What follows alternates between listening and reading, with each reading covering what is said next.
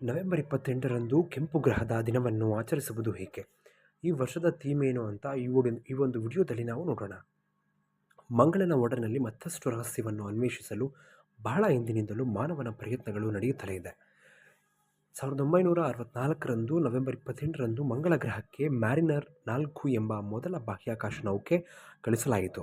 ಇದರ ನೆನಪಿಗಾಗಿ November 28ರಂದು red planet day, ಕೆಂಪು ಗ್ರಹದ ದಿನವನ್ನು ಆಚರಿಸಲಾಗುತ್ತದೆ.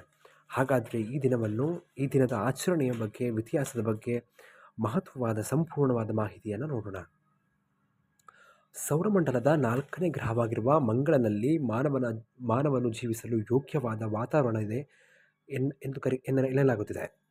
ಇದಕ್ಕೆ ಸಂಬಂಧಪಟ್ಟಂತೆ ಈಗಾಗಲೇ ಅನೇಕ ಸಂಶೋಧನೆಗಳು ನಡೆದಿದೆ ಎಂದು ವಿಶ್ವಾದ್ಯಂತ ಖಗೋಳ ಪ್ರಿಯರು ರೆಡ್ ಪ್ಲಾನೆಟ್ ಡೇ ಅನ್ನು ಆಚರಿಸುತ್ತಿದ್ದಾರೆ.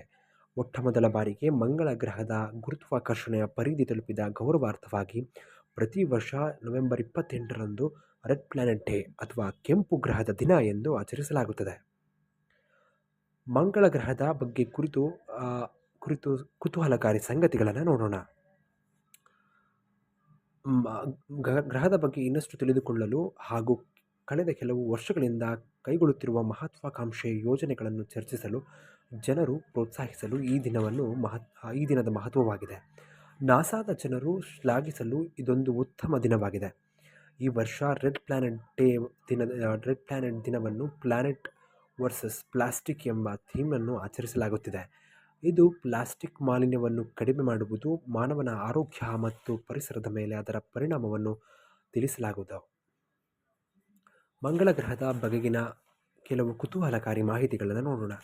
ಸೌರಮಂಡಲದ 4ನೇ ಗ್ರಹವಾಗಿರುವ ಮಂಗಳವು ತನ್ನ ಮಣ್ಣಿನ ಬಣ್ಣದ ಕಾರಣಕ್ಕಾಗಿ ಇದು ಕೆಂಪು ಗ್ರಹ ಎಂದು ಕರೆಯಲಾಗುತ್ತದೆ. ಮಂಗಳ ಗ್ರಹಕ್ಕೆ ರೋಮನ್ನರ ಯುದ್ಧ ದೇವತೆ ಮಾರ್ಸ್ ಎಂದು ಹೆಸರಿಸಲಾಗಿದೆ. ಈ ಗ್ರಹವು ಪ್ರಾಥಮಿಕವಾಗಿ ಇಂಗಾಲದ ಡೈಆಕ್ಸೈಡ್ನಿಂದ ಸಂಯೋಜಿಸಲ್ಪಟ್ಟ ತೆಳುವಾದ ವಾತಾವರಣವನ್ನು ಹೊಂದಿದೆ.